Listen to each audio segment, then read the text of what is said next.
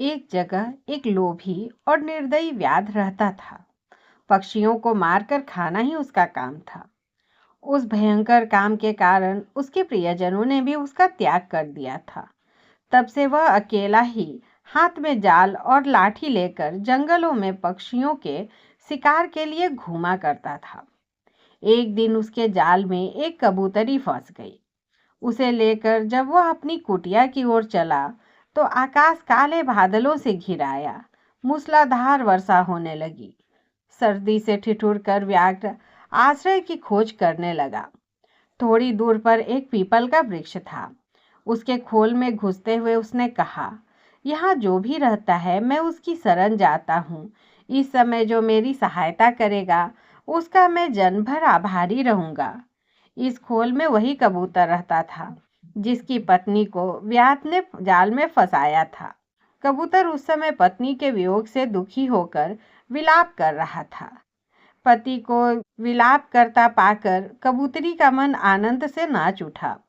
उसने मन ही मन सोचा, मेरे धन्य भाग्य हैं जो ऐसा प्रेमी पति मिला है। पति का प्रेम ही पत्नी का जीवन है। पति की प्रसन्नता से ही स्त्री जीवन सफल होता है। मेरा जीवन सफल हुआ, यह विचार कर वह पति से बोली, पतिदेव, मैं तुम्हारे सामने हूँ।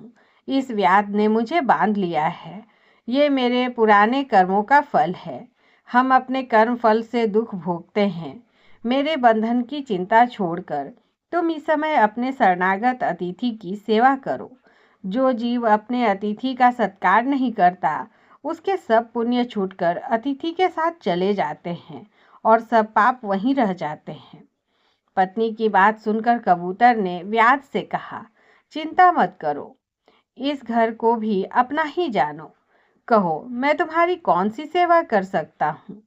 व्याध ने कहा, मुझे सर्दी सता रही है, इसका उपाय कर दो। कबूतर ने लकड़ियां इकट्ठी करके जला दी और कहा, तुम आग सेक कर सर्दी दूर कर लो। कबूतर को अब अतिथि सेवा के लिए भोजन की चिंता हुई, किंतु उसके घोंसले में तो अन्न का एक दाना भी नहीं था।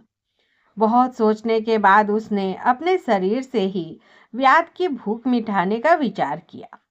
यह सोचकर वह महात्मा कबूतर स्वयं जलती आग में कूद पड़ा। अपने शरीर का बलिदान करके भी उसने व्याध के तर्पण करने का प्रण पूरा किया। व्याध ने जब कबूतर का यह अद्भुत बलिदान देखा तो आश्चर्य में डूब गया। उसकी आत्मा उसे धिक्कारने लगी। उसी क्षण उसने कबूतरी को जाल से निकालकर मुक्त कर दिया और पक्षियों के फंसाने के जाल और अन्य उपकरणों को तोड़ फोड़ कर फेंक दिया। कबूतरी अपने पति को आग में जलता देखकर विलाप करने लगी। उसने सोचा, अपने पति के बिना अब मेरे जीवन का प्रयोजन ही क्या है। मेरा संसार उजड़ गया। अब किसके लिए प्राण धारण करूं?